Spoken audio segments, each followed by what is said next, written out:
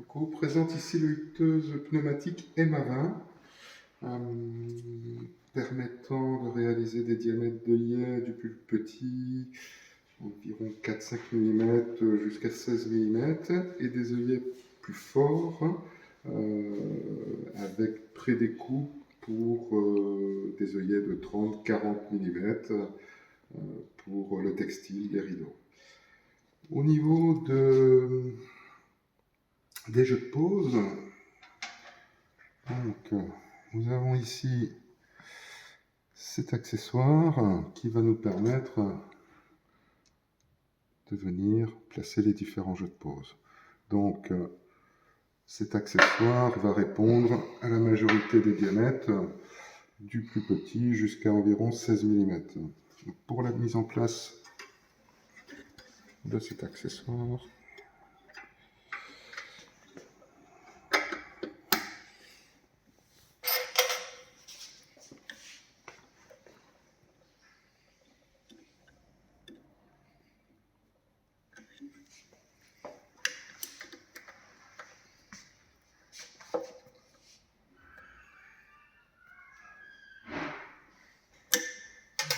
voilà, donc là vous avez le filetage en place, donc on peut arriver avec ces différents jeux de pose et changer de diamètre très rapidement. Ici on est sur un 9 mm, donc la partie supérieure qui maintiendra l'œillet et la partie inférieure.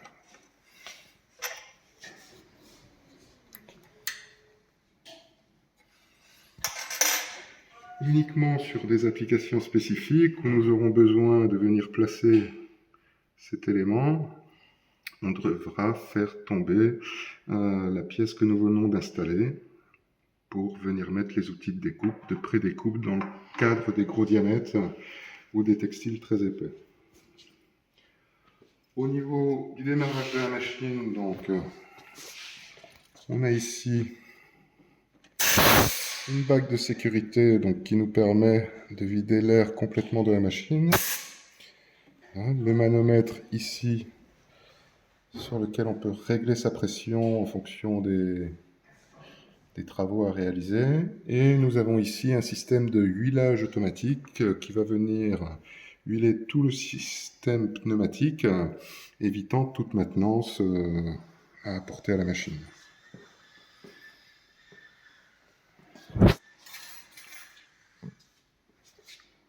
On retrouve ici le panneau de commande avec l'actionnement ou non du laser.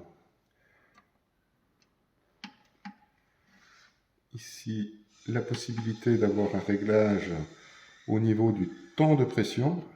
Donc, on peut le réduire si vraiment le matériau à transpercer est très faible et qu'on peut se permettre un cycle plus court. Alors, mise en place de la partie inférieure, mise en place de l'œillet. Donc le contrôle peut se faire soit par bouton ou alors commande au pied.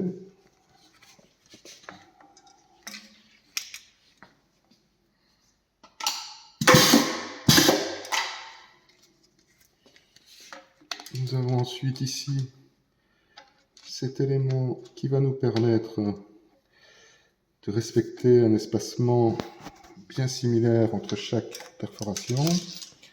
Un petit réglage ici au niveau de la butée arrière, si on a la nécessité de l'utiliser.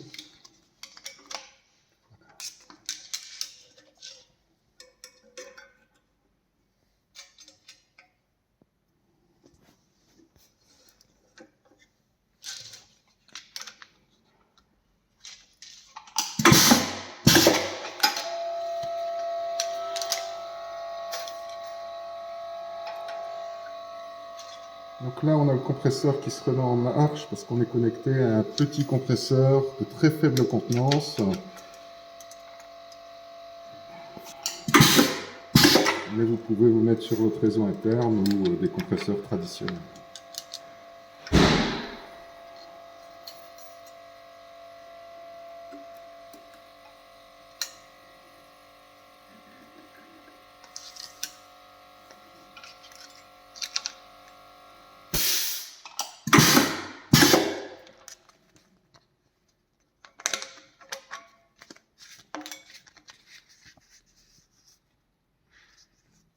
Donc ici nous avons un 8 mm, ici un 9 mm.